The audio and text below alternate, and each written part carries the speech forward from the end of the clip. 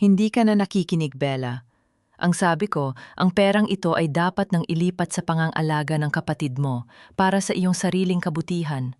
Ang tinig ng kanyang ina ay hindi nagbago. Malamig, matalim, at puno ng huwad na malasakit.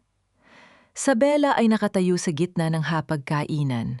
Ang kanyang mga kamay ay mahigpit na nakahawak sa gilid ng mesa hanggang sa mamuti ang kanyang mga buko-buko. Sa labas, ang ulan ay humahampas sa bintana, ngunit ang lamig na bumabalot sa loob ng silid ay mas matindi pa sa anumang panahon. Sa kanyang harapan, nakaupo ang kanyang ama at ang kanyang kapatid na si Anselmo. Sa ibabaw ng mesa, nakalatag ang mga dokumentong maglilipat ng kontrol sa 450 milyong piso ng kanyang mana patungo sa mga kamay na dati na niyang alam na puno ng kasakiman. Bella ang matapang na opisyal ng hukbong, sandatahan na nagligtas ng napakaraming buhay sa malalayong lalawigan, ay nakaramdam ng paghina ng kanyang mga tuhod. Isang oras lang ang nakalilipas. Masaya pa niyang inihahanda ang mga pasalubong para sa kanyang pamilya. Mga tela, mga lokal na kape at mga larawan ng kanyang mga nagawa. Ngunit ngayon, ang lahat ng iyon ay tila basurahan sa harap ng kanilang mga mata. Tumingin si Isabela kay Anselmo. Ang kapatid na dati niyang kinukonsinti sa bawat pagkakamali, na yon ay nakang-isi habang nilalaro ang isang ballpen sa kanyang mga daliri. Ang bawat paggalaw ni Anselmo ay nagpapahiwatig ng isang tagumpay na matagal na nilang binuo sa likod ng kanyang likod. Para sa aking kabutihan, ina, dahan-dahang tanong ni Isabela, ang kanyang boses ay nanginginig, ngunit may bakas na matinding pagpipigil. O para sa mga utang ni Anselmo sa sugal na pilit ninyo itinatago sa akin? Biglang bumagsak ang kutsara ni Anselmo sa plato. Ang tunog ng bakal na tumama sa seramika ay humati sa katahimikan na tila isang palakol. Tumayo si Anselmo. Ang kanyang mukha ay biglang nagbago mula sa pagiging mapagkunwari patungo sa pagiging agresibo. Huwag kang umarte na parang banal sa Bella, pagod ka, nasira na ang ulo mo sa mga nangyari sa misyon. Ang pagpapatala sa iyo sa isang mental facility ay hindi parusa, kundi pag-aalaga. Pirmahan mo na ang mga dokumentong yan kung ayaw mong mapahiya tayo sa harap ng maraming tao. Ang dibdib ni Isabela ay parang hinihiwa ng libu-libong karayom. Ang sakit ay hindi nanggagaling sa mga salita, kundi sa katotohanang ang mga taong itinuring niyang tahanan ay siya mismong nagbubukas ng pintuan para itapon siya sa kadiliman. Hindi siya makahinga. Ang hangin sa silid ay naging manipis at ang bawat tibok ng kanyang puso ay parang martilyong tumatama sa kanyang sentido.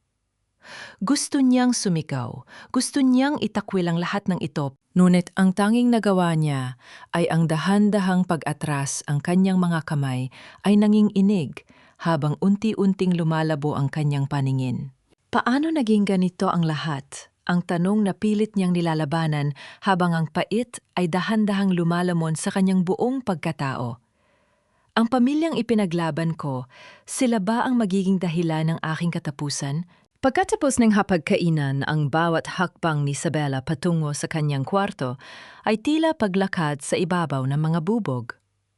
Ang pintuan ay malakas na isinara ni Anselmo mula sa labas at ang tunog ng pagpihit ng susi ay umalingaw-ngaw sa buong hallway, isang malinaw na hudyat na hindi na siya isang anak o kapatid sa loob ng bahay na ito.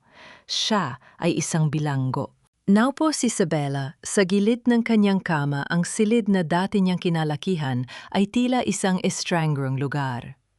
Hinanap niya ang kanyang cellphone sa bulsa, ngunit wala na ito. Kinuha na rin nila. Ang kawalan ng koneksyon sa labas ng mundo ay unti-unting nagpapabigat sa kanyang dibdib, isang uri ng pagkabalisa na hindi niya naramdaman kahit pa noong nasa gitna siya ng putukan sa misyon. Dito walang kaaway na nakasuot ng uniforme. Ang mga kaaway ay nakasuot ng maskara ng pagmamahal. Habang nagmamasid sa paligid, ang kanyang mga mata ay napako sa isang lumang cabinet na yari sa Nara. Sa ilalim nito may isang maliit at kupas na sobre na nakasingit. Dahan-dahan siyang lumapit at kinuha ito. Ang sulat kamay ay pamilyar kay Aling Rosa, ang matandang tagapang-alaga na tumayo niyang ina noong siya ay bata pa. Sa loob ng sobre ay isang kupas na papel na may nakasulat na mga numero at isang maikling babala, Bella. Huwag kang magtiwala sa kahit sino. Nakita ko ang mga papeles na pinapirmahan nila sa doktor. Hindi sila titigil hanggat hindi ka nawawala. Ang kamay ni Isabela ay nanginginig. Ang bawat salita ni Aling Rosa ay tumatagos sa kanyang kaluluwa. Binibigyang diin ang katotohanang ang lahat ng kanyang hinala ay hindi lamang bunga ng pagod o trauma. Ito ay isang detalyadong plano. Biglang narinig ni Isabela ang mabagal na yabag ng mga paa sa labas ng kanyang pinto. Hindi ito ang mabigat na hakbang ni Anselmo, kundi ang magaan at maingat na paglakad ng kanyang ina. Huminto ang yabag sa tapat ng pintuan, sinundan ng isang mahabang katahimikan bago ang isang pabulong na boses na dumaan sa siwang ng pinto. Isabela, anak, huwag mong pahirapan ang sarili mo. Pirmahan mo na lang ang mga papeles bukas. Mas mabuting ikaw ang sumuko kaysa sa kami pa ang mapilit ang gumawa ng paraan para ikaw ay hindi na makita ng iba. Ang mga salitang iyon ay parang isang matalim na kutsilyong humiwa sa natitirang pag-asa ni Isabela. Hindi ito pakiusap, ito ay isang babala. Napahawak si Isabela sa kanyang dibdib, pilit na pinapakalma ang kanyang sarili. Ang luha na kanina pag gustong pumatak ay pilit niyang pinipigilan. Hindi siya pwedeng maging mahina. Sa gitna ng dilim ng kanyang kwarto, ang kanyang mga mata ay unti-unting nagbago mula sa pagiging biktima patungo sa pagiging isang mandirigma na handang bumawi. Sa ilalim ng kanyang kama, may isang maliit na flashlight na itinabi niya bago ang hapunan. Kinuha niya ito at itinutok sa ilalim ng bedside table. Doon nakadikit ang isang maliit at itim na bagay na hindi niya napansin noong una siyang dumating. Isang device. Isang wiretap. Ang pamilya niya ay hindi lang siya kinukulong. Pinakikinggan nila ang bawat buntong hininga at bawat lihim na pag-uusap niya. Kung gusto ninyong maglaro-bulong, Miss Isabela, sa kanyang sarili, ang boses ay puno ng lamig at katatagan Siguraduhin kong sa huli kayo ang matatalo sa sarili ninyong patibong. Ngunit sa kabila ng tapang na ito, isang tanong ang pilit na gumugulo sa kanyang isipan habang nakatingin sa wiretap na nakadikit sa ilalim ng lamesa. Kung sila ang naglagay nito para bantayan siya, sino ang nag-iwan ng sulat ni Aling Rosa sa loob ng isang kwartong mahigpit na binabantayan ni Anselmo? May iba pa bang nakakaalam sa kanyang sitwasyon? Lumipas ang gabi nang walang tulog para kay Isabela. Ang bawat anino sa dingding ay tila isang espiya, at ang bawat kalansing na mga dahon sa labas ng bintana ay nagpapabilis ng tibok ng kanyang puso. Nang sumapit ang bukang liwayway ang liwanag na tumago sa bintana, ay hindi nagdala ng pag-asa, kundi ng pagpapakita sa mga rehas na bakal na pilit na ikinabit sa labas ng kanyang kwarto nung hating gabi. Hindi na lang ito kulungan. Ito ay isang kuta ng panlilinlang. Bandang 9:00 ng umaga, bumukas ang pinto. Hindi ang kanyang ina ang pumasok, kundi isang babaeng nakasuot ng puting coat at may dalang medical na bag. Si Trinidad. Ang babaeng kilala ng lahat bilang isang batikang psychiatrist na madalas konsultahin ng kanilang pamilya. Ngunit sa likod ng mga salamin sa mata ni Trinidad, nakita ni Isabela ang isang bagay na hindi nakikita ng iba, isang matalas na pagmamasid na walang halong awa o baka isang mensaheng hindi pa niya mabasa. Magandang umaga, Major Isabela, panimula ni Trinidad. Ang boses ay professional tuyo at walang emosyon. Narito ako para sa iyong daily assessment. Ayon sa iyong kapatid, nakakaranas ka ng matinding paranoia. Lumapit si Trinidad at inilapag ang kanyang bag sa mesa eksaktong sa ibabaw ng lugar kung saan nakatago ang wiretap. Sa isang mabilis na kilos na halos hindi mapansin, inilabas ni Trinidad ang isang ballpen at inilagay ito sa tabi ng kanyang mga gamit. Pagkatapos tumingin siya ng diretsyo sa mga mata ni Isabela. Ang kanyang mga kamay ay dahan-dahang gumalaw, tila nag-aayos ng mga dokumento, ngunit ang kanyang mga daliri ay nag-iwan ng isang maliit na piraso ng papel sa palad ni Isabela nang magtama ang kanilang mga balat sa isang pagpapanggap na pag-aabot ng form. Kailangan mong pirmahan ito kung gusto mong magkaroon ng kaunting kalayaan sa loob ng bahay, sabi ni Trinidad. Ang boses ay puno ng pahiwatig. Dahil kung hindi mas mahigpit na mga hakbang ang gagawin ni Anselmo, hindi mo gugustuhin ang susunod nilang plano. Nanginginig na kinuha ni Isabela ang papel. Sa ilalim ng mesa, habang kunwaring binabasa ang mga medical terms sa form, dahan-dahan niyang binuksan ang maliit na pirasong papel na ibinigay ni Trinidad. Ang sulat ay maikli. Anselmo is bankrupt. He is selling the hospital assets today. I am his wife, and I am the only one who can stop him. Meet me at the garden fountain at midnight. Halos mawalan ng balanse si Isabela. Trinidad, ang asawa ni Anselmo ang babaeng, itinuring na kaaway ng kanyang pamilya, ay siya palang susi sa kanyang paglaya. Tumingala si Isabela at sinalubong ang tingin ni Trinidad. Walang ngiti sa labi ng doktor, ngunit may isang matinding determinasyon sa kanyang mga mata na nagbibigay ng kakaibang lakas kay Isabela. Naintindihan ko, sagot ni Isabela. Ang kanyang boses ay naging matatag. Pirmahan ko man, o hindi alam nating pareho kung ano ang totoong nangyayari rito. Tumango si Trinidad, isang pahiwatig na narinig at naunawaan niya ang bawat salita. Bago lumabas ng silid, lumingon siya sandali kay Isabela. Ang mga taong akala mo ay kakampi mo sila, ang pinakamapanganib kapag nauubusan na ng pera. Nang tuluyang sumara ang pinto, nanatiling nakatayo si Isabela sa gitna ng silid. Ang takot na kanina ay bumabalot sa kanya ay napalitan ng isang malamig at kalkuladong plano. Sa kanyang kamay ang papel ay pilit niyang tinupi. Ang 2:00 ng hating gabi ay tila isang napakatagal na panahon, ngunit ito ang magiging simula ng kanyang pagbawi.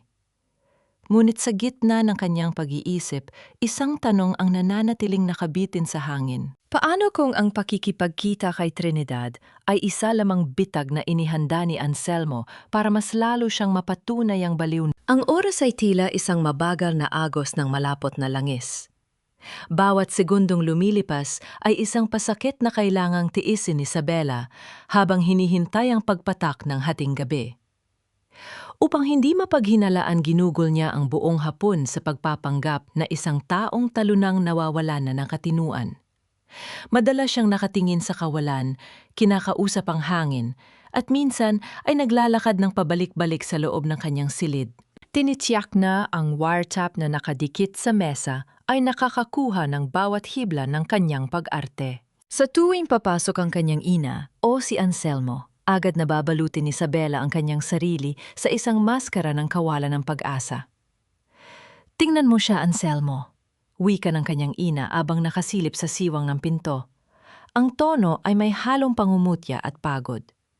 Parang wala na sa sariling katinuan. Sayang ang panahon at pera na ginagastos natin sa kanya. Hayaan mo siya, ina. Hanggat hindi niya pinipirmahan ang paglilipat ng lahat ng assets sa pangalan ko, hindi natin siya maaring ilabas. Sagot ni Anselmo. Ang boses ay puno ng kasakiman na walang itinatago. Sa loob ng 2 araw, maibebenta ko na ang lupa ng ospital sa mga developers. Pagkatapos noon, maari na natin siyang dalhin sa isang pasilidad sa probinsya kung saan walang makakahanap sa kanya. Dinig na dinig ni Isabela ang bawat salita mula sa loob. Ang kanyang mga kamao ay nakatikom ng mahigpit, halos bumaon na ang kanyang mga kuko sa kanyang palad. Dadalhin nila ako sa probinsya. Ibebenta nila ang ospital na pinaghirapan ni Tita Ang. Galit na kumukulo sa kanyang loob ay hindi na lamang basta puot. Ito ay naging isang malamig na apoy na handang tumupok sa lahat ng hadlang. Nang sumapit ang hating, Gabi ang bahay ay binalot ng nakakabinging katahimikan. Tanging ang mahinang paghuni ng mga kuliglig sa labas ang naririnig. Gamit ang pamilyar na liksi ng isang sundalo, dahan-dahang binuksan ni Isabela ang bintana na kanyang kinalas ang trangka noong nakaraang araw. Hindi siya dumaan sa pintuan dahil alam niyang may nagbabantay na guard sa pasilyo.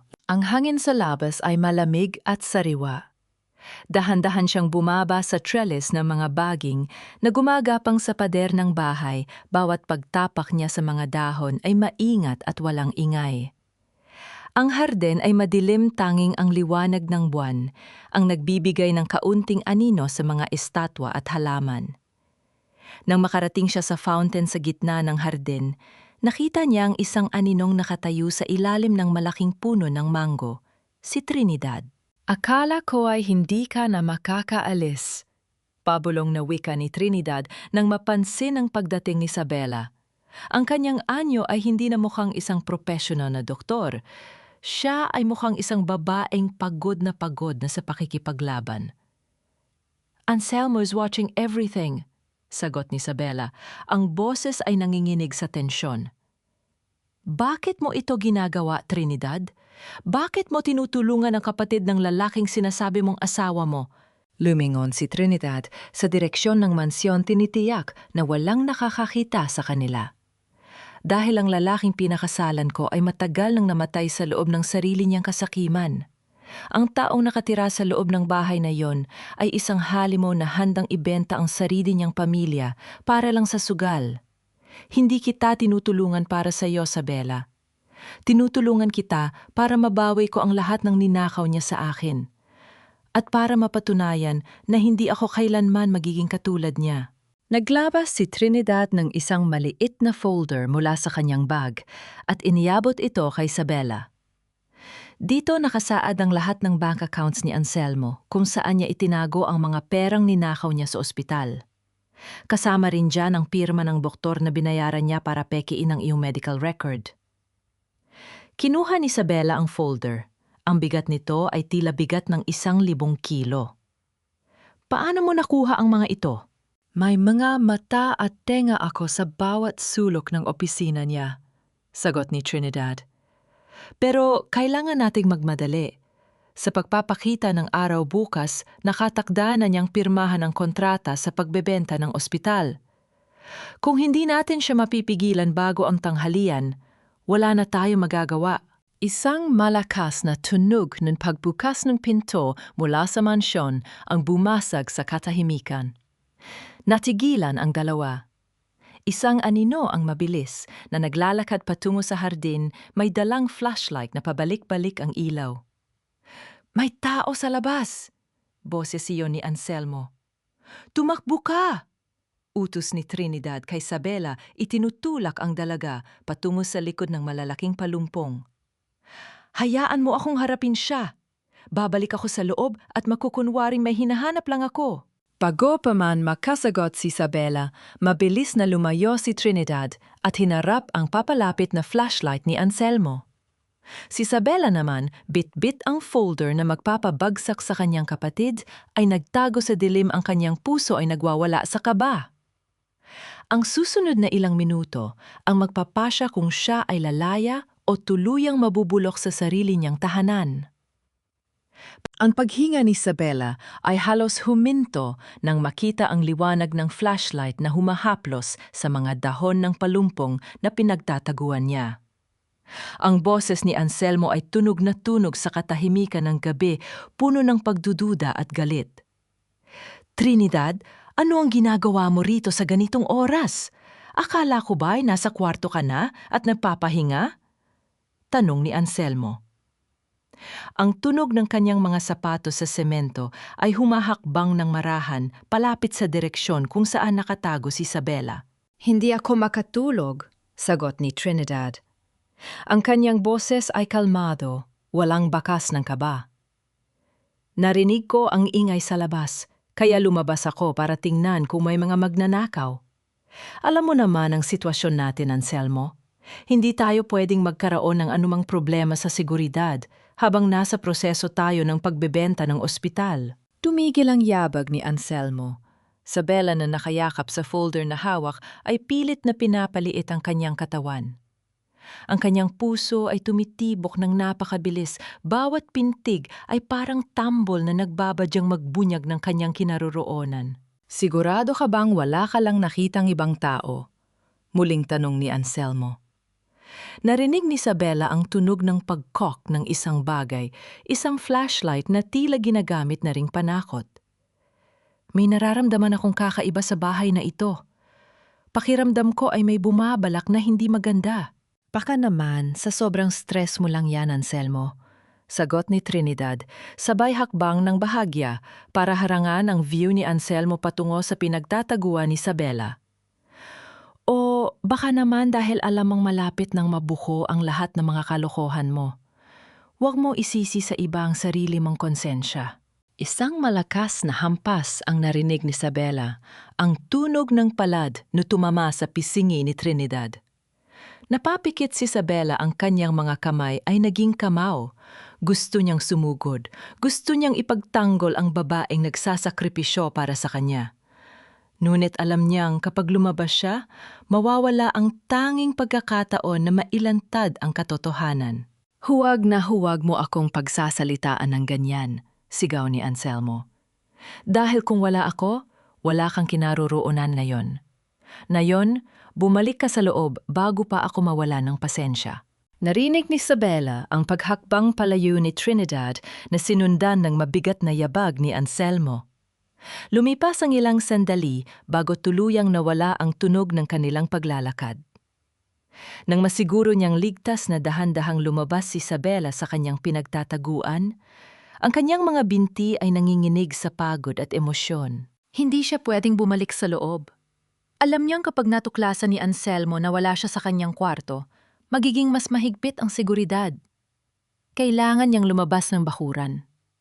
Gamit ang natitirang lakas, tumakbo si Isabela patungo sa gilid ng bakod, kung saan may maliit na butas sa pagitan ng mga pader na dati ay ginagamit niyang daanan nung bata pa siya. Nang makalabas siya sa kalsada ang malamig, na simoy ng hangin ay tumama sa kanyang mukha.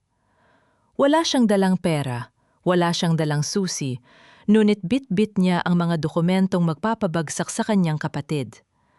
Sa ilalim ng nag-iisang post ng ilaw sa kalsada, huminto si Isabela.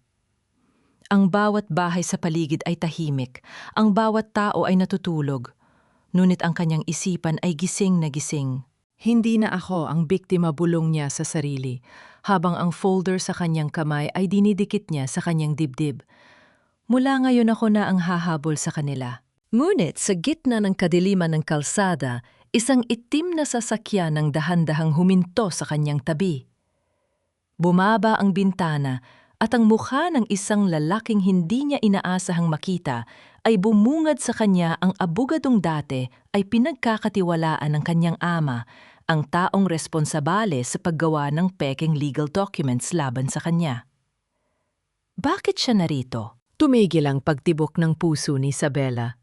Ang lalaking nasa loob ng sasakyan ay si Ate Ramirez, ang matagal na abogado ng kanilang pamilya na siya ring nagnotaro sa lahat ng pekeng dokumentong ginamit para ipawalang bisa ang kanyang kakayahan bilang isang tao. Ang mga mata ng matanda ay nakatuon sa kanya malamig at walang mabakas na emosyon. "Sumakay ka, Major," wika ni Ate Ramirez. Ang boses niya ay hindi nag-uutos, ngunit may bigat na parang isang hatol. Kung gusto mong mabuhay at maibigay ang katarungang hinahanap mo, hindi mo pwedeng gawin yon habang naglalakad sa kalsadang ito ng walang proteksyon. Nag-alangan si Isabela. Ang kanyang instinct bilang sundalo ay sumisigaw na lumayo, na tumakbo, na huwag magtiwala. Ngunit alam din niya na sa ganitong oras ng gabi, sa gitna ng Manila na puno ng mga taong maaaring bayaran ni Anselmo ang pagtatago sa kalsada, ay katumbas ng pagpapakamatay. Dahan-dahan binuksan niya ang pinto ng sasakyan at naupo sa passenger seat. Ang loob ng sasakyan ay amoy lumang papel at tabako, isang amoy na kinalakihan niya sa loob ng opisina ng kanyang ama. "Bakit mo ako tinutulungan?" tanong ni Isabela nang hindi tumitingin sa matanda. Ang kanyang kamay ay nakahawak pa rin ng mahigpit sa folder na ibinigay ni Trinidad. Hindi sumagot si Ate Ramirez. Pinaandar niya ang sasakyan at tahimik na tinahak ang daan papalayo sa mansyon. Lumipas ang mahabang katahimikan bago siya nagsalita. Ang iyong ama ay isang mabuting tao, Sabela. Ngunit ang kasakiman ni Anselmo ay nakapagpadilim sa kanyang isipan. Hindi ko nagawang tumanggi nung pinapirma nila ako dahil may hawak silang lihim na ikasisira ng aking sariling pamilya. Ngunit habang tumatagal ang sikmurang ito, ay hindi na matanggap ang kasinungalingan. Kinuha ni Ate Ramirez ang isang maliit na envelope mula sa dashboard at ibinigay ito kay Sabela. Dito nakasaad ang lokasyon ng mga saksi na pinilit nilang magsinungaling laban sa iyo. Kung kailangan mong manalo sa laban na ito, hindi sapat ang mga dokumentong hawak mo. Kailangan mo ang mga taong magpapatunay na ang lahat ng iyon ay gawa-gawa lamang. Nanlaki ang mga mata ni Sabela. Ang mga saksi akala niya ay nawala na ang lahat ng kakampi niya. Ang folder ni Trinidad ay naglalaman ng mga ebidensya yang legal, ngunit ang envelope ni Ate Ramirez ay naglalaman ng mga buhay na patunay. Ngunit bakit na yon? Muling tanong ni Sabela, ang kanyang boses ay puno ng pagdududa. Bakit hindi mo ginawa ito nung simula pa lang?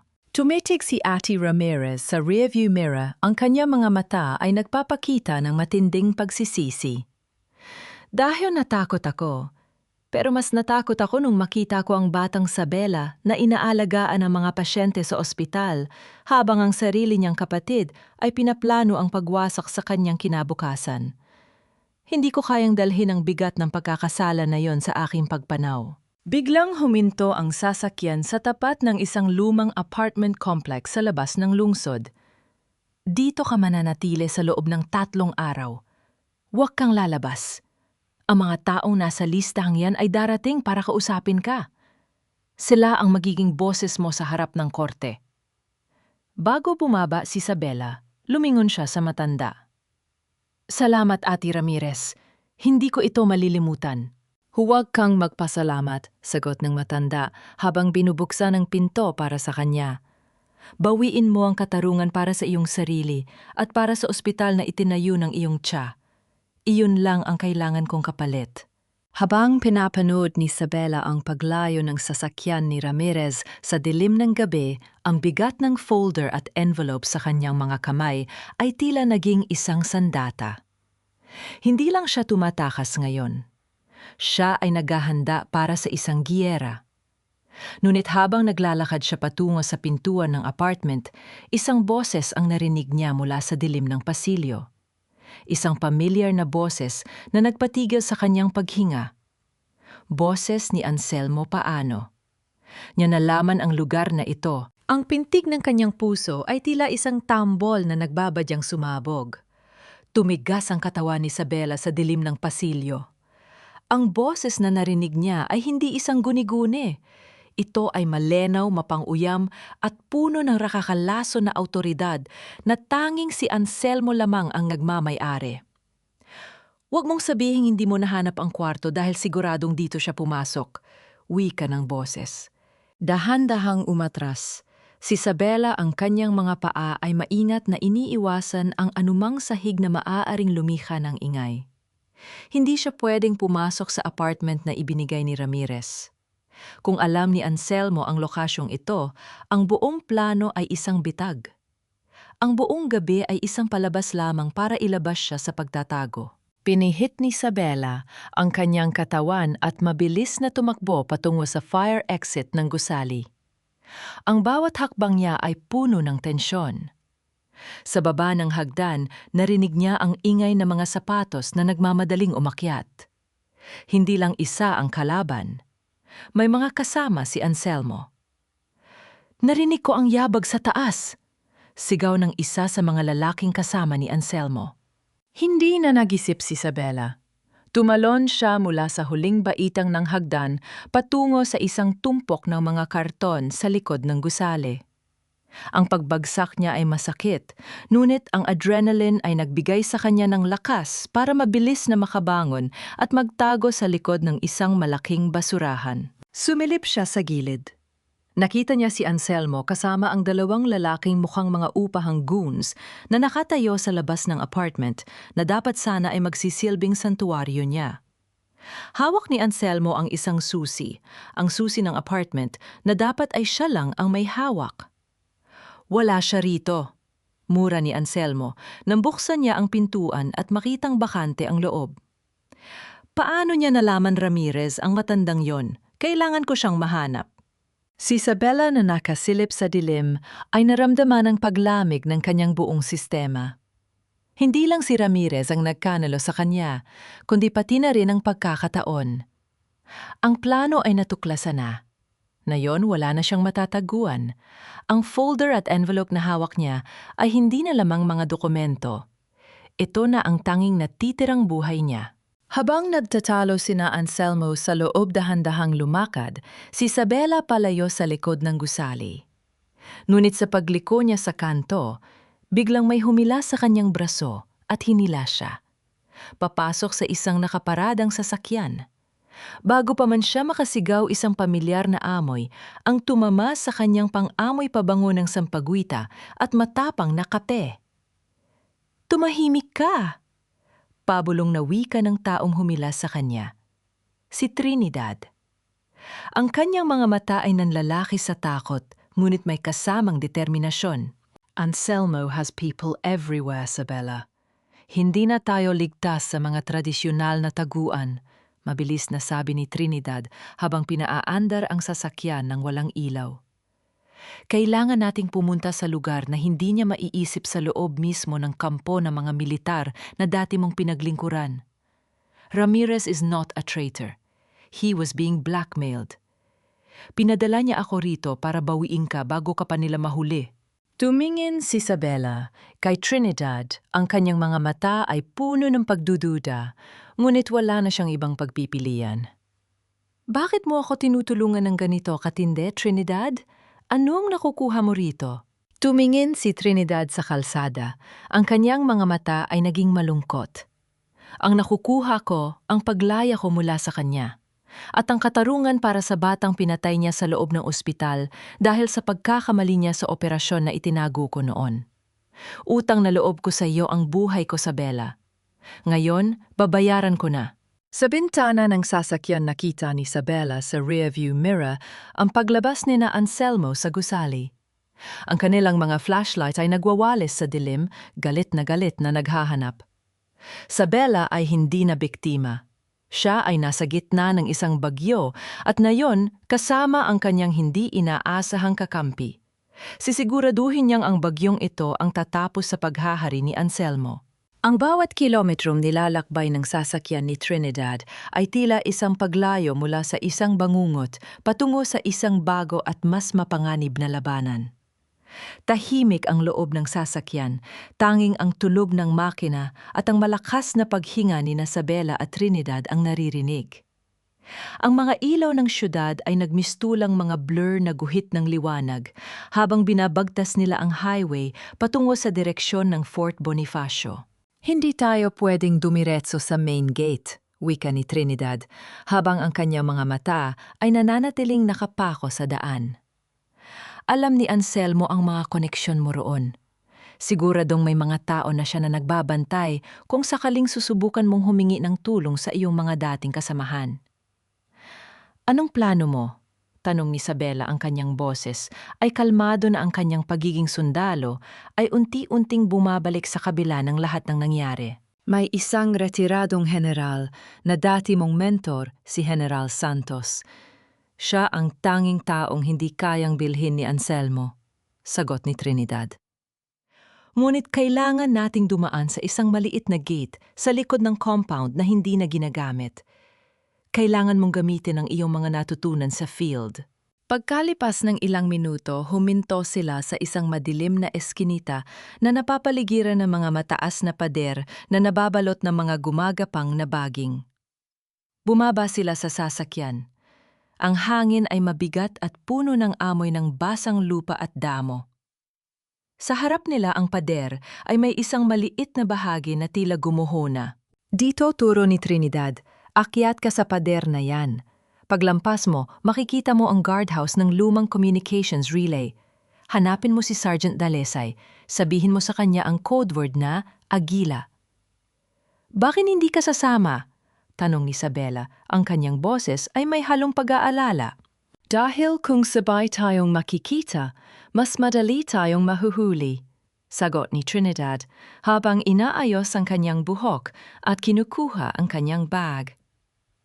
Kailangan kong bumalik kay Anselmo. Kailangan niya akong makitang naroon bukas ng umaga para hindi siya maghinala. Ako ang magsisilbing mata at tenga mo sa loob ng bahay na yon. Naramdaman ni Isabela ang bigat ng sakripisyo ng babaeng nasa harap niya. Ang babaeng dati niyang itinuring na kaaway ngayon ay handang maglagay ng sariling buhay sa panganib para sa kanya. Dahan-dahang hinawakan ni Isabela ang kamay ni Trinidad. Salamat, Trinidad. Hindi ko ito malilimutan. Tumango si Trinidad isang maikli, ngunit makahulugang paggalaw ng ulo. Gawin mong sulit ang lahat ng ito, Isabela. Ipaglaban mo ang ospital. Ipaglaban mo ang sarili mo. Mabilis na umakyat si Isabela sa pader. Ang bawat pagkapit niya sa mga bato ay matatag. Nang makarating siya sa itaas, lumingon siya sandali para tingnan si Trinidad na mabilis na bumabalik sa sasakyan. Pagkatapos tumalon siya sa kabilang panig sa loob ng lupain na dati niyang tinawag na tahanan. Ang lupain ay tahimik at madilim. Naglakad si Isabela sa gitna ng mga puno bawat pagtapak niya sa mga tuyong dahon ay kontrolado. Sa di kalayuan nakita niya ang liwanag ng isang maliit na guardhouse. Huminto siya pilit na pinapakinggan ang anumang ingay sa paligid. Ang hangin ay tila huminto. Pagkatapos mula sa kadiliman isang flashlight ang biglang tumama sa kanyang mukha. Sino ang naroon? Isang boses na malalim at pamilyar ang nagtanong. Sumagot ka o mapipilitan akong gumamit ng puwersa? Hindi nagdalawang isip si Isabela. Agila, sagot niya nang may kasiguruhan sa kanyang boses. Napatigil ang flashlight. Ang liwanag ay dahan-dahang gumaba at isang matandang sundalo ang lumabas mula sa anino. Ang kanyang muka ay puno ng mga kulubot, ngunit ang kanyang mga mata ay nananatiling matalas. Nang makilala niya si Isabela, ang kanyang ekspresyon ay nagbago mula sa pagiging agresibo patungo sa isang malalim na pagkamangha. Major, wika ng matandang sundalo. Akala namin ay nawala ka na. Kailangan ko ng tulong, Sergeant, sagot ni Isabela. Ang kanyang boses ay puno ng determinasyon. At kailangan ko itong gawin na yun din. Ang loob ng guardhouse ay amoy, tabako at matandang papel, isang amoy na nagdala kay Isabela pabalik sa mga araw ng kanyang pagsasanay. Si Sergeant Dalesay na ngayon ay mas puti na ang buhok at may mas malalim na mga guhit sa muka, ay mabilis na isinara ang pinto at inilapat ang mga kurtina upang walang makasilip mula sa labas. Major, hindi ko akalain na makikita-kitang muli sa ganitong sitwasyon, wika ng matandang sundalo habang naglalagay ng tasa ng kape sa harap ni Isabela. Ang kanyang mga kamay, bagamat may panginginig na dulot ng edad, ay nananatiling mahigpit ang hawak sa sitwasyon. Ang balitang kumakalat sa labas ay ikaw ay nasa isang pasilidad dahil sa iyong kalusugan. Sabi ni Anselmo, ikaw ay wala na sa sarili. Napanggisi si Isabela isang niting puno ng pait. Iyon ang gusto nilang paniwalaan ng lahat, Sergeant, dahil kapag ang isang tao ay itinuring na baliw, wala nang maniniwala sa anumang katotohanang sasabihin niya. Inilabas ni Isabela ang folder at ang envelope na ibinigay ni Trinidad at Ate Ramirez. Inilatat niya ang mga ito sa mesa. Dito nakasaad ang katotohanan.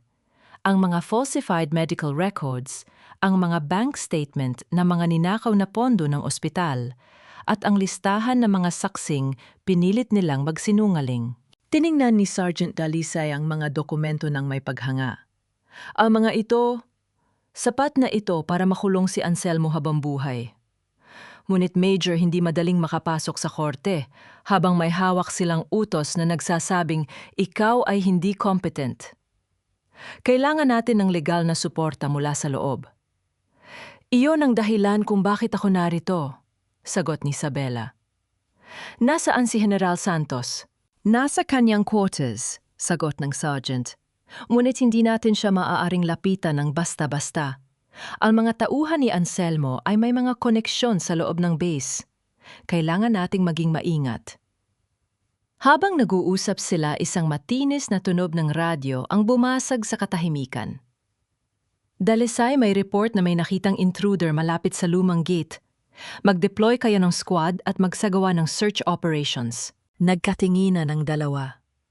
Mabilis na kumilos ang sergeant, kinuha ang kanyang radyo at sumagot ng may kalmado at autoritatibong boses. Copy, mag-iikot kami sa paligid ng perimeter. Major, hindi na tayo pwedeng magtagal dito. Wika ng sergeant habang inaabot ang isang lumang jacket at cap sa kanya. Suotin mo ito. Magpapanggap tayong nag-iinspeksyon sa barracks. Doon mo makakausap si General Santos nang walang makakapansin. Lumabas sila sa guardhouse. Ang hangin ng gabi ay humahampas sa kanilang mga mukha, dala ang amoy ng basa at malamig na semento. Sa di kalayuan, nakita ni Isabela ang mga flashlight na mga sundalong naghahanap sa kanya. Ang bawat hakbang nila ay dapat na maging bahagi ng isang perpektong pagtatago. Habang naglalakad sila sa anino ng mga gusali, naramdaman ni Isabela ang bigat ng kanyang misyon. Hindi lang ito tungkol sa pera o sa ari-arian. Ito ay tungkol sa danggal na unti-unting winasak ng sarili niyang pamilya. At sa bawat aninong kanilang, dinadaanan ang determinasyon ni Isabela ay lalong tumitibay. Nang makarating sila sa tapat ng quarters ni General Santos, ang pintuan ay nakabukas ng bahagya. Isang liwanag ang tumatagos mula sa loob. Ngunit bago pa man sila makapasok, isang boses ang nagpapatigil sa kanilang paghakbang. Boses ng isang taong hindi inaasahan ni Isabela na makikita sa loob ng kampo. Isabela, anong ginagawa mo rito? Iyon ang boses ng kanyang ama. Nakatayo ito sa hallway, may hawak na tilpon at nakatingin ng diretso sa kanya. Ang kanyang mukha ay puno ng pagkabigla at galit. Ang katahimikan sa loob ng hallway ay naging kasing tindi ng isang bitag na biglang sumara. Nakatayo ang ama ni Isabela, ang kanyang mga mata ay nanlalaki sa gulat habang nakatingin sa kanyang anak na nakasuot ng uniforme ng isang sundalo. Sa kanyang kamay ang telepono ay dahan-dahang ibinaba, ngunit ang kanyang tingin ay nanatiling matalim punong-puno ng pagkadismaya at pagbabanta. Anong ginagawa mo rito, Isabela? Ulit ng kanyang ama ang boses ay mababa ngunit may halong pagbabanta. Hindi ba't sinabi sa amin ng mga doktor na kailangan mong manatili sa loob ng mansyon para sa iyong ikabubuti?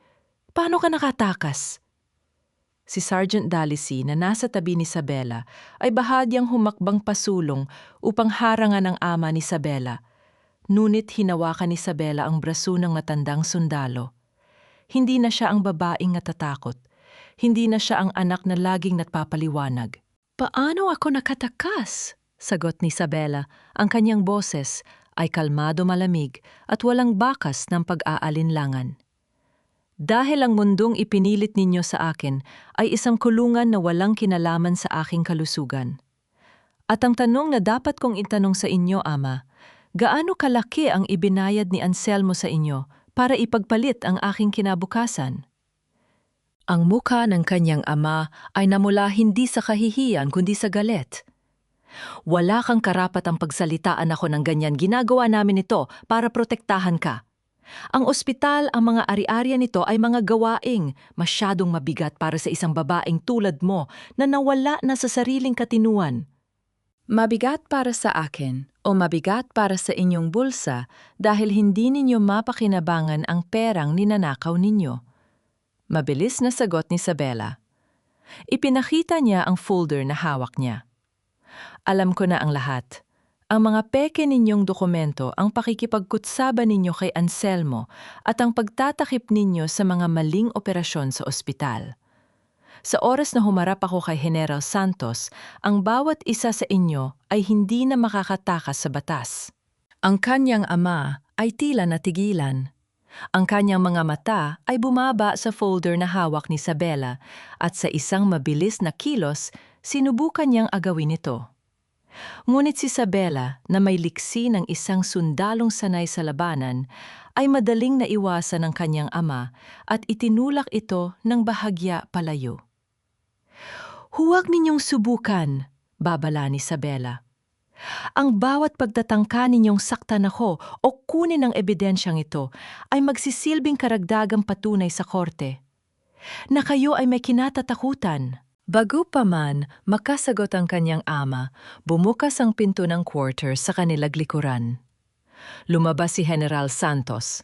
Ang kanyang muka ay seryoso at puno ng awtoridad. Nakatingin siya sa mag-ama at ang kanyang presensya ay nagpatigil sa lahat ng ingay sa paligid. "Anong nangyayari rito?" tanong ng general, ang boses ay malalim at naguutos. Tumingin si Isabela sa general. Ang kanyang mga mata ay puno ng pagmamakaawa, ngunit may halong determinasyon. "General, kailangan ko ang inyong tulong.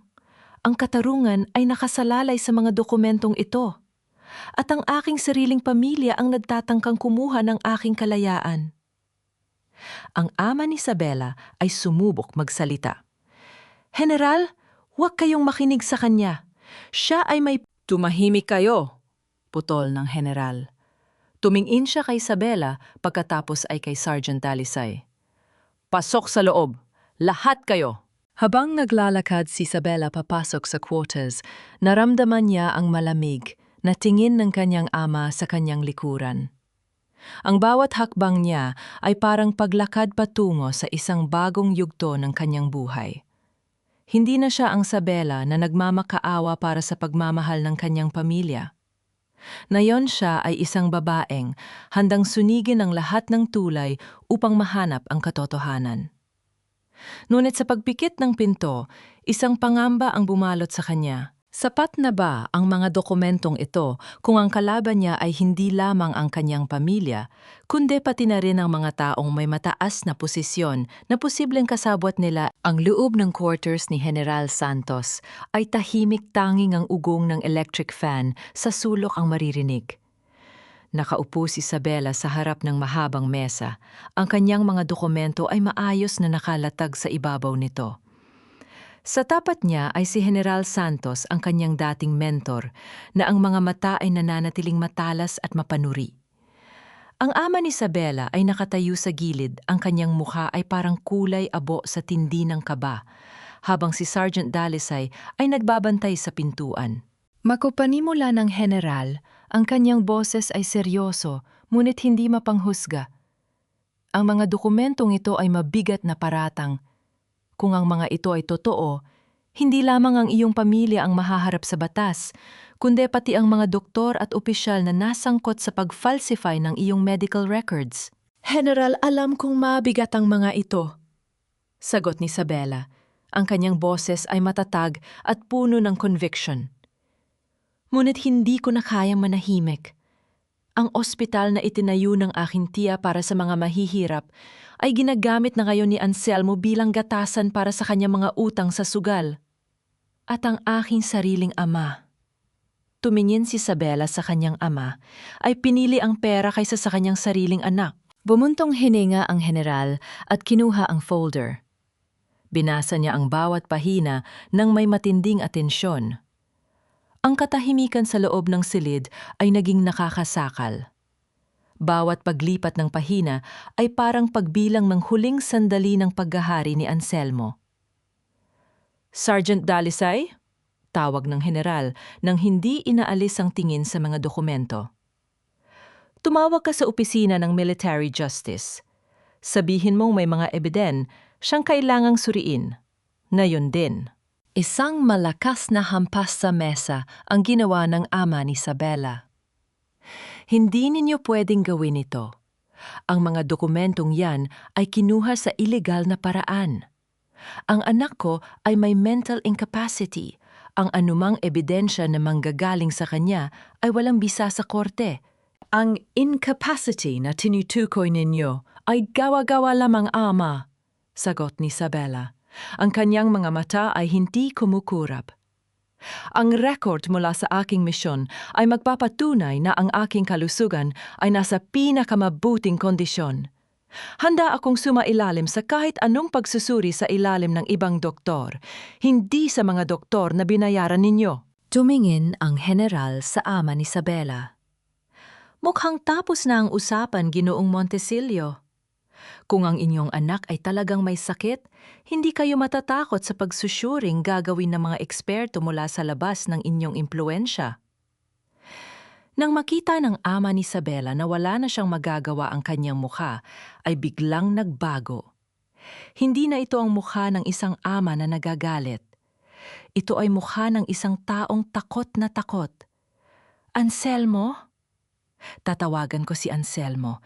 Hindi niya hahayaan na mangyari ito. Hayaan mo siyang tumawag, wika ng general habang ibinabalik ang folder kay Isabela. Sapagkat sa oras na tawagan niya ang kanyang kapatid, mas lalong lalabas ang katotohanan. Dalisay bantayan ninyo ang pinto. Walang makakalabas hanggat hindi dumarating ang mga opisyal mula sa legal department. Habang ang ama ni Isabela ay abala sa kanyang telpono, ramdam ni Isabela ang isang kakaibang pakiramdam. Ang pagtatagumpay ay abot kamay na, ngunit sa likod ng kanyang isipan, isang anino ang nananatiling nakabuntot. Si Anselmo ay hindi basta-bastang susuko. Alam ni Isabela na ang totoong laban ay hindi sa loob ng quarters na ito, kundi sa kung ano ang susunod na gagawin ni Anselmo kapag nalaman niyang wala na sa kanyang kontrol ang lahat. Ngunit sa gitna ng tensyong ito, isang notification ang dumating sa telepo ng general. Binasa niya ito at ang kanyang mukha ay biglang nagbago ng kulay. Major, may problema.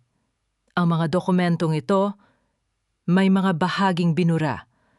May isang tao sa loob ng base na nakakaalam sa ating plano at inunahan tayo. Nanlamig si Isabela. Sino-sino ang nakakaalam sang hangin sa loob ng quarters ay biglang naging mabigat, parang isang bagyong paparating na hindi mo makita, ngunit nararamdaman ng lamig. Tumingin si Isabela kay General Santos. Ang bawat hibla ng kanyang pagkatao ay naghahanda sa susunod na dagok. Binura! Ulit ni Isabela ang boses ay halos pabulong, ngunit may talim. General, paano nangyari iyon? Ang mga dokumentong ito ay hawak ko mula nung ibinigay ni Trinidad.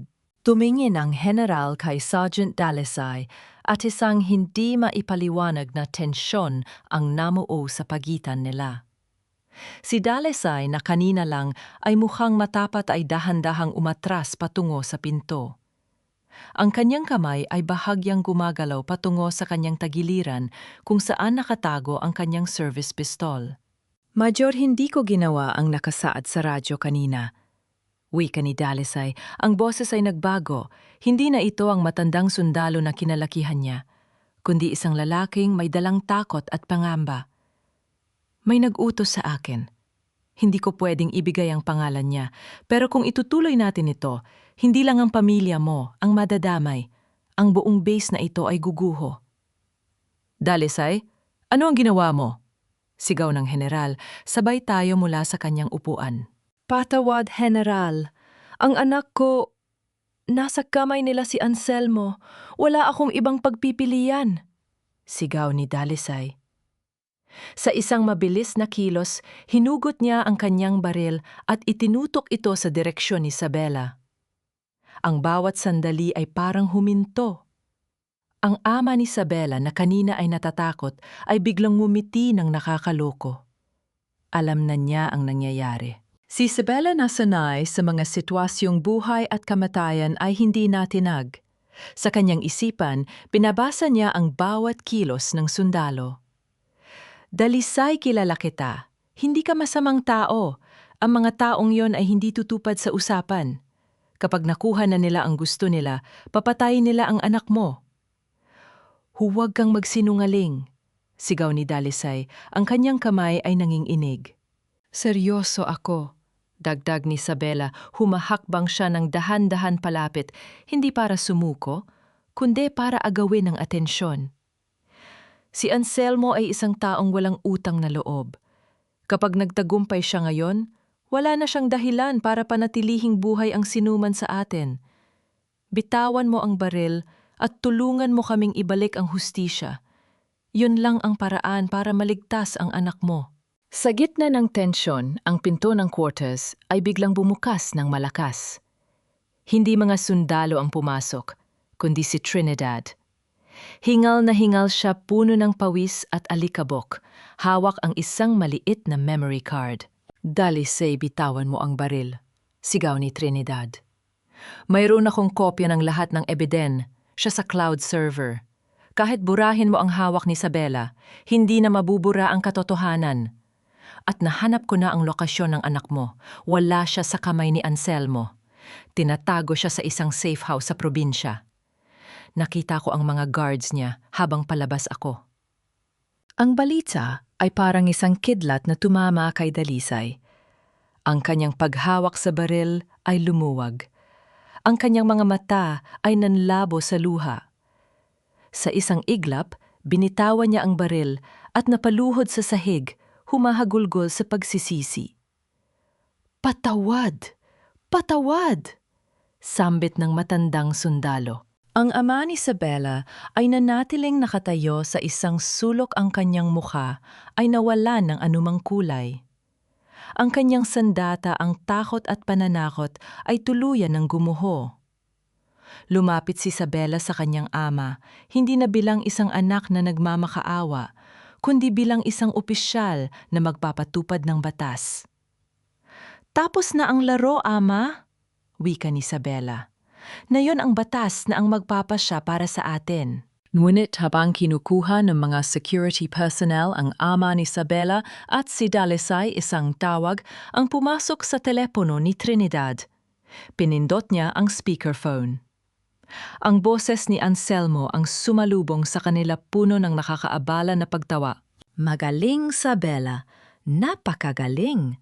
Ngunit, akala niyo ba ay yun lang ang alas ko? Tingnan ninyo ang labas ng bintana.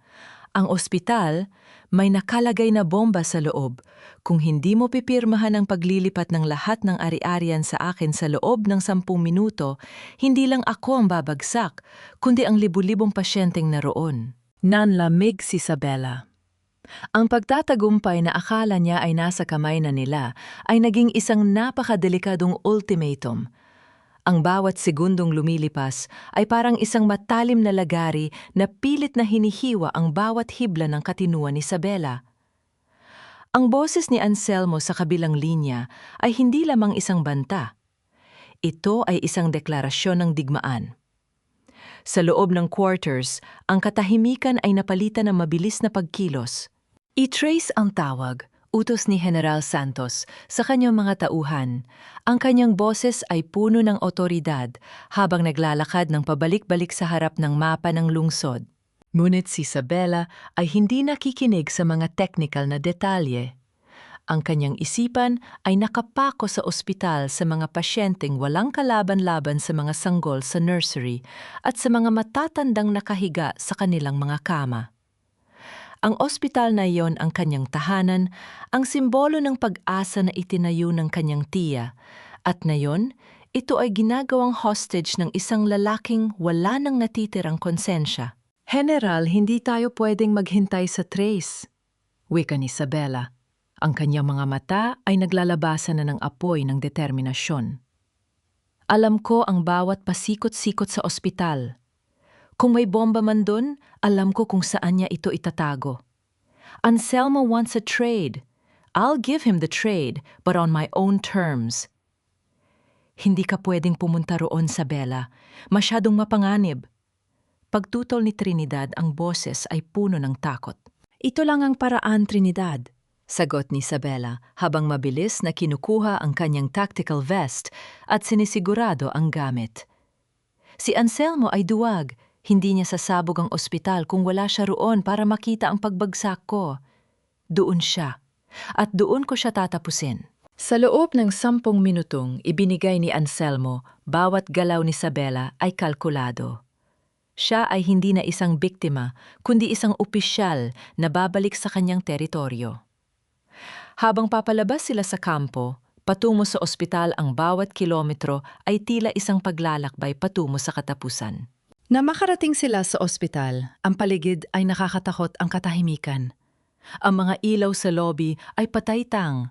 Ingang asul na emergency lights ang nagbibigay ng kakaibang kulay sa mga dingding. Mabilis na pumasok si Isabela sa pamamagitan ng service entrance. Ang bawat hakbang niya ay walang ingay. Bawat pagliko niya sa mga hallway ay may kasamang matalas na pagmamasid.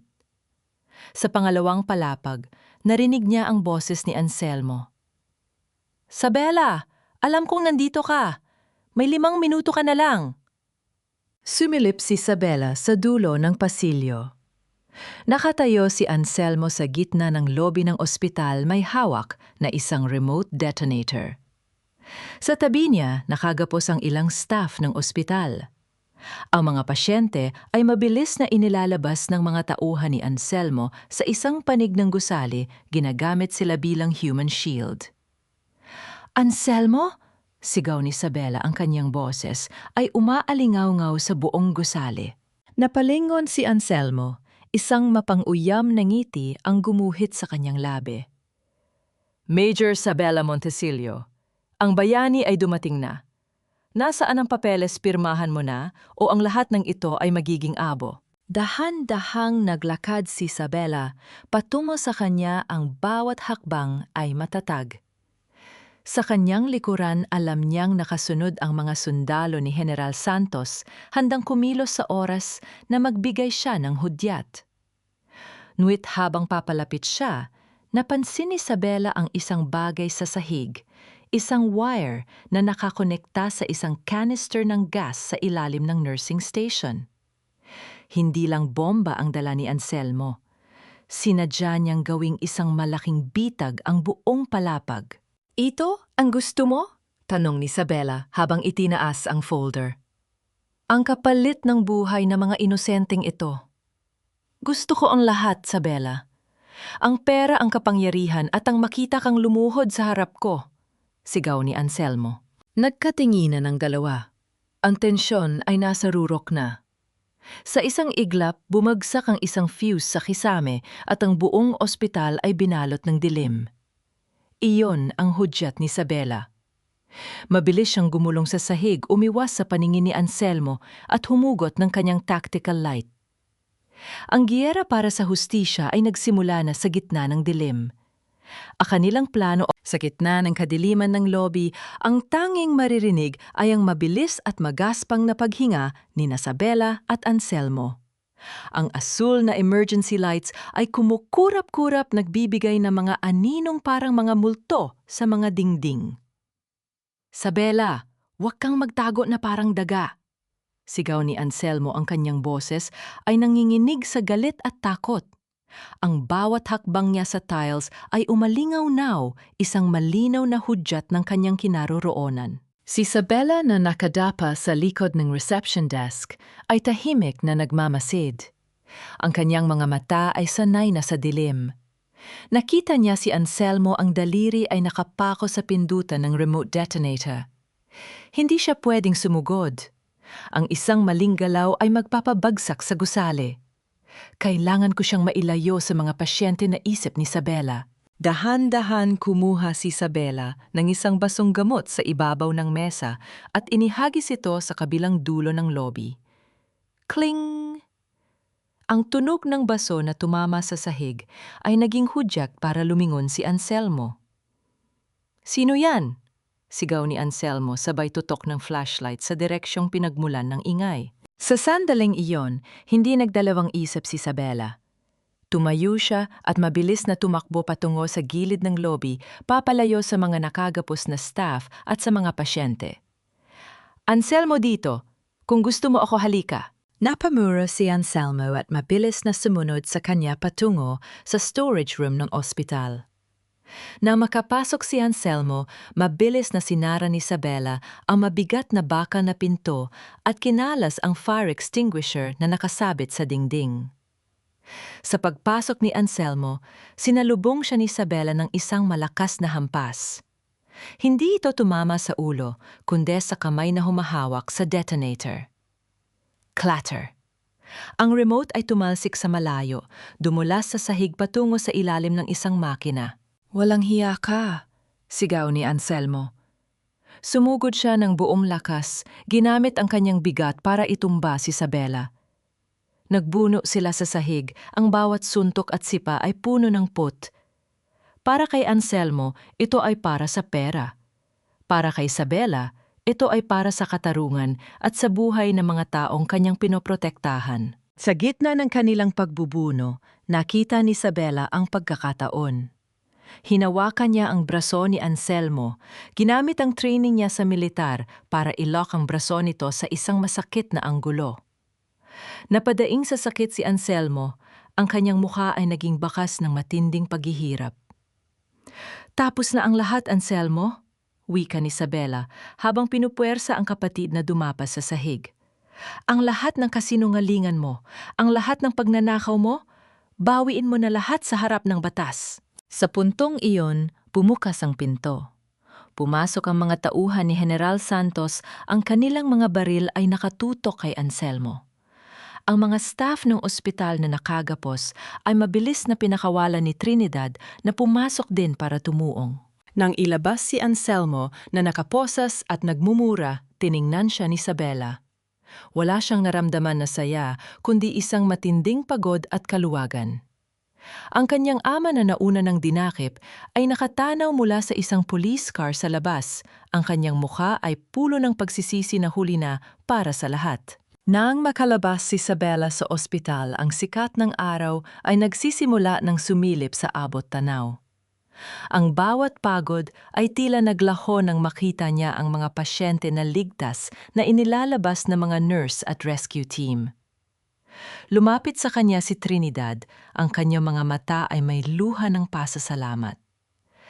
"Tapos na, Isabela, wala na sila," wika ni Trinidad. Tumingin si Isabela sa kanyang ospital, ang gusaling nagmistulang battlefield at bumuntong hininga.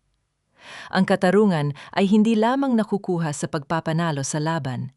Ito ay nakukuha sa pagpapanatili ng kung ano ang tama sa kabila ng lahat. Ngunit sa gitna ng katahimikan ng umaga, isang figura ang nananatiling nakatayo sa dulo ng kalsada, nakamasid sa kanya mula sa malayo.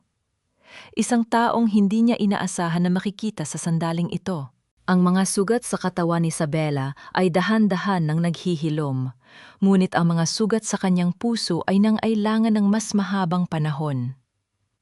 1 taon na ang nakalilipas mula noong gabing yon sa ospital, ang gabing nagpabago sa takbo ng kanilang pamilya at nagligtas sa kinabukasan ng libu-libong pasyente.